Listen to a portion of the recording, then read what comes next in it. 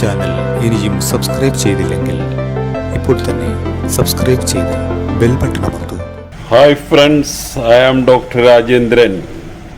ഞാനിന്നിവിടെ പറയാൻ പോകുന്നത് അരുവിപ്പുറം ക്ഷേത്രത്തിനെ പറ്റിയാണ്. ഗുരുസ്വാമിയുടെ വീട് യഥാർത്ഥത്തിൽ ചെമ്പഴന്തിയിലാണ്. സ്വാമി അരുവിപ്പുറത്ത് എത്തുന്നത് അദ്ദേഹത്തിന്റെ 22-ാം വയസ്സിൽ പുലിവാതുക്കൽ കേശവം വൈദ്യരുടെ പെങ്ങളുടെ മകളുടെ കല്യാണത്തിന് വേണ്ടിയാണ് ഇദ്ദേഹം അരുവിപ്പുറത്ത് എത്തുന്നത്.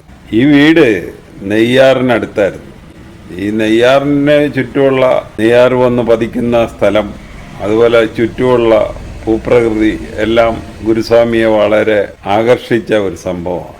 മരുത്വാമലയിൽ തപസ്സനുഷ്ഠിച്ചതിന് ശേഷം ഗുരുസ്വാമി പിന്നെ എത്തുന്നത് ഈ നെയ്യാറിൻ്റെ അടുത്തുള്ള ഈ സ്ഥലത്താണ്, ഈ അരുവിപ്പുറത്താണ്. അരുവിപ്പുറത്തിനടുത്തുള്ള കൊടിതൂക്കിമല, ഇതിൻ്റെ അകത്തുള്ള ഒരു ഗുഹയിലാണ് ഗുരുസ്വാമി കൂടുതൽ നേരം ധ്യാനത്തിലിരുന്നത്. അവിടെ നിന്ന് അദ്ദേഹം ശങ്കരൻകുഴി ആ ഭാഗത്തൊക്കെ ഇറങ്ങി വരുമായിരുന്നു. അത് കഴിഞ്ഞ് അവിടെ ഒരു ചെറിയ ഗുഹയുണ്ട്, അതിലും അദ്ദേഹം തങ്ങിയിട്ടുണ്ട്. അപ്പോൾ ഗുരുസ്വാമി ഇങ്ങനെ കൊടിതൂക്കിമലയിലെ ആ ഗുഹയിലും അതുപോലെ തന്നെ ഈ ശങ്കരൻകുഴിക്ക് അടുത്തുള്ള ഗുഹയിലുമൊക്കെ തങ്ങുന്ന കാര്യം അറിഞ്ഞ് ധാരാളം ആളുകൾ അദ്ദേഹത്തെ കാണാനൊക്കെ വരുമായിരുന്നു.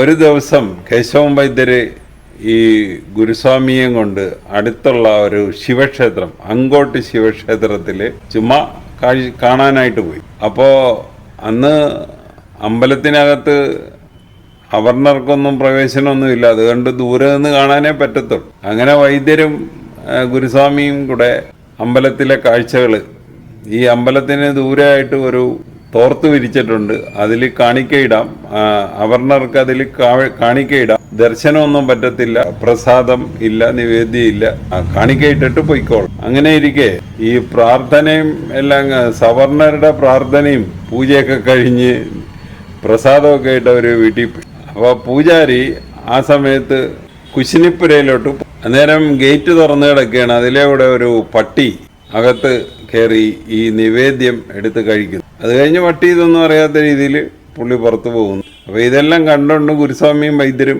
ഇങ്ങനെ ദൂരെ നിൽക്കുകയാണ്. അപ്പോൾ ഗുരുസ്വാമി വൈദ്യരോട് പറഞ്ഞ്, നായ്ക്ക് പോലും കയറാം, പക്ഷെ നരന് കയറാൻ പറ്റാത്ത ഈ അവസ്ഥ നമുക്ക് ഒന്ന് മാറ്റിയെടുക്കണം വൈദ്യരെ എന്ന് പറയുന്നു. അങ്ങനെയാണെന്ന് തോന്നുന്നു ഗുരുസ്വാമിക്ക് ഇങ്ങനെ ഒരു ആശയം മനസ്സിലുണ്ടായ ഒരു പ്രതിഷ്ഠ. അപ്പോൾ ഈ കാര്യം ഗുരുസ്വാമി പലരോടും പറഞ്ഞു. അങ്ങനെ ഒരു ദിവസം ആ സംഭവം നടന്നു. 1888 കുംഭമാസത്തിലെ ശിവരാത്രി നാളിലാണ് ആ സംഭവം നടക്കുന്നത്. നേരം രാത്രിയായി. ഗുരുസ്വാമി ഈ നെയ്യാർ വന്ന് പതിക്കുന്ന ഒരു സ്ഥലമുണ്ട്, ശങ്കരൻകുഴി എന്ന് പറയുന്നത്. ഈ ശങ്കരൻകുഴിയിൽ ഇറങ്ങിയിട്ട് ഒരു കല്ലിൻ്റെ പ്രതിമ, വിഗ്രഹം, അത് പ്രകൃതി തന്നെ കൊത്തിയിട്ട ഒരു വിഗ്രഹം പോലെ നമുക്ക് തോന്നും. ശരിക്കും ഒരു വിഗ്രഹത്തിനെ പോലെ തന്നെയാണ് അത് ഇരുന്നിരുന്നത്. അത് മാറോട് ചേർത്തുണ്ട് ഗുരുസ്വാമി കരയിൽ കയറി ഈ ആളുകളുടെ ഇടക്കോട്ട് വന്നു. അപ്പോൾ അവിടെ തന്നെ ഒരു പീഠം പോലത്തെ ഒരു കരിങ്കൽ പീഠമുണ്ടായിരുന്നു. അതിൻ്റെ അടുത്ത് നിന്ന് കുറേ നേരം ഗുരുസ്വാമി പ്രാർത്ഥിക്കുന്നു. അങ്ങനെ ഏകദേശം രാത്രി 3 മണിയായി. 3 മണിയായപ്പോൾ ഈ വിഗ്രഹം, ഈ നദിയിൽ നിന്നെടുത്ത വിഗ്രഹം ഈ കല്ലിൻ്റെ പ്ലാറ്റ്ഫോമിൽ വെക്കുകയാണ്. അത് കല്ലിനോട് അലിഞ്ഞു ചേർന്നത് പോലെ അതവിടെ ഫിറ്റായിട്ട്. സാധാരണ അഷ്ടബന്ധമൊക്കെ ഇട്ട് ഉറപ്പിച്ചിട്ടാണ് ഈ വിഗ്രഹപ്രതിഷ്ഠ നടത്തുന്നത്. പക്ഷെ ഇവിടെ അതിൻ്റെ ഒന്നും ആവശ്യം വന്നില്ല. കല്ലിനോട് ശരിക്കും അങ്ങ് ചേർന്ന് അരുവിപ്പുറത്തിൻ്റെ ഒരു പ്രത്യേകത. അപ്പോൾ വിഗ്രഹപ്രതിഷ്ഠ നടന്നു കഴിഞ്ഞ് ഈ പ്രമാണിമാർ എന്ന് പറഞ്ഞു കഴിഞ്ഞാൽ മേൽജാതിക്കാർ, ഇവര് സ്ഥലത്തെത്തുന്നു.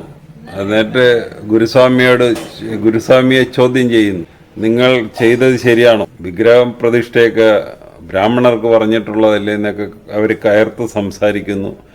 അപ്പോൾ ഗുരുസ്വാമി പറഞ്ഞു, നാം നമ്മുടെ ശിവനെയാണ് ഇവിടെ പ്രതിഷ്ഠിച്ചത്, അതിൽ നിങ്ങൾക്ക് ബുദ്ധിമുട്ട് തോന്നേണ്ട ഒരു കാര്യവും ഇല്ല. അപ്പോൾ കുറച്ചു നേരം കൂടെയൊക്കെ തർക്കമൊക്കെ കഴിഞ്ഞിട്ട് അവർക്ക് വന്നതുപോലെ തന്നെ മടങ്ങേണ്ടി വന്നു. അങ്ങനെ എല്ലാ മതക്കാർക്കും കയറാവുന്ന ഒരു ക്ഷേത്രത്തിലെ വിഗ്രഹപ്രതിഷ്ഠ അവിടെ നടന്നു അന്നത്തെ ദിവസം. അപ്പോൾ ഈ വിഗ്രഹപ്രതിഷ്ഠ നടത്തിയ ശേഷം ഗുരുസ്വാമി അരുവിപ്പുറത്തെ ആശ്രമത്തിന്റെ ഭിത്തിയിൽ എഴുതി, ജാതിഭേദമതദ്വേഷം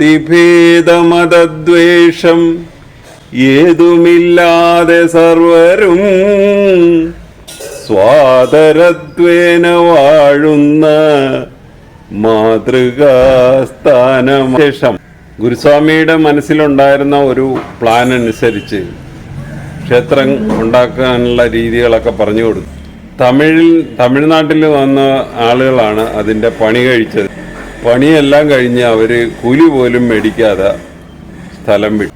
ക്ഷേത്രത്തിനടുത്ത് ഈ ക്ഷേത്രം കൂടാതെ 2 കെട്ടിടങ്ങൾ കൂടെ ഗുരുസ്വാമി പണിയിച്ചിട്ടുണ്ട്.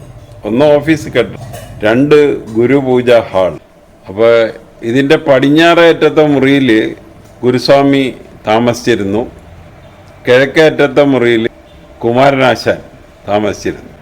ഈ ഗുരുസ്വാമിയുടെ അടുത്തുള്ള മുറിയിൽ, ഗുരുസ്വാമിയുടെ മുറിയുടെ അടുത്തുള്ള മുറിയിൽ ഭൈരവൻ സ്വാമി, അരുവിപ്പുറത്തെ ആദ്യത്തെ ശാന്തിയാണ് ഭൈരവൻ സ്വാമി. അരുവിപ്പുറം കേരളത്തിലെ ഒരു പ്രധാന തീർത്ഥാടന കേന്ദ്രമാണ്.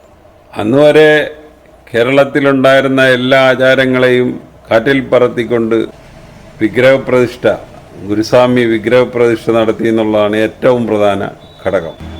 അവർണനായിട്ടുള്ള ഒരാൾ, കീഴ്ജാതിക്കാരൻ, ഒരു വിഗ്രഹപ്രതിഷ്ഠ നടത്തി. പിന്നെ അടുത്ത പ്രധാന പോയിന്റ് എന്ന് പറയുന്നത് SNDP യോഗം പിറന്ന മണ്ണ്. പിന്നെ കുമാരനാശാൻ്റെ ഒരു കാവ്യം ചണ്ടാലഭിഷി ഉടലെടുത്തത് ഈ അരുവിപ്പുറത്ത് വെച്ച്.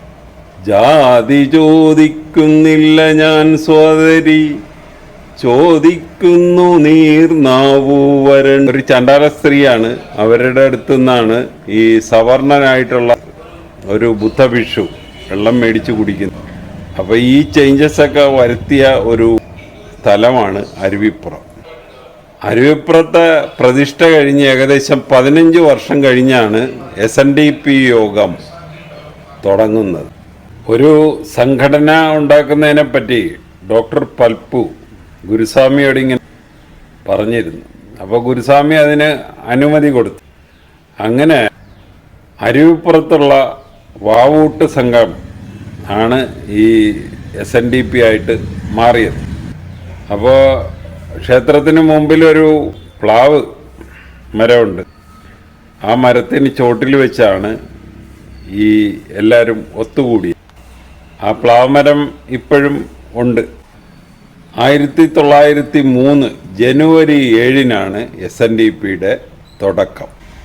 Guruswamy president, Kumaranasan general secretary, doctor Palpu vice president. ഇതായിരുന്നു അതിൻ്റെ ആദ്യത്തെ ഭാരവാഹി. അരുവിപ്പുറത്ത് ഉത്സവം 10 ദിവസമാണ്. ആദ്യത്തെ 9 ദിവസം ഓരോ വീട്ടുകാർക്ക് ഗുരുസ്വാമി വീതിച്ചു കൊടുത്തിരിക്കുകയാണ്.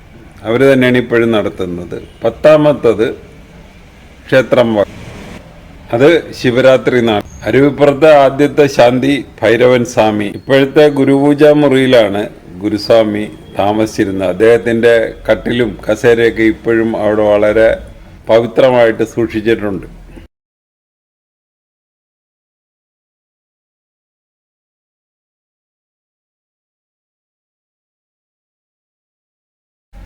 അപ്പോൾ അരുവിപ്പുറത്തിനെ പറ്റി ഇത്രയൊക്കെ പറയാനുള്ളൂ.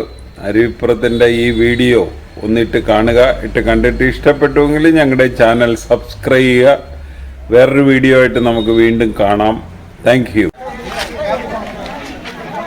ഈ ചാനൽ ഇനിയും സബ്സ്ക്രൈബ് ചെയ്തില്ലെങ്കിൽ ഇപ്പോൾ തന്നെ സബ്സ്ക്രൈബ് ചെയ്ത് ബെൽ ബട്ടൺ അമർത്തുക.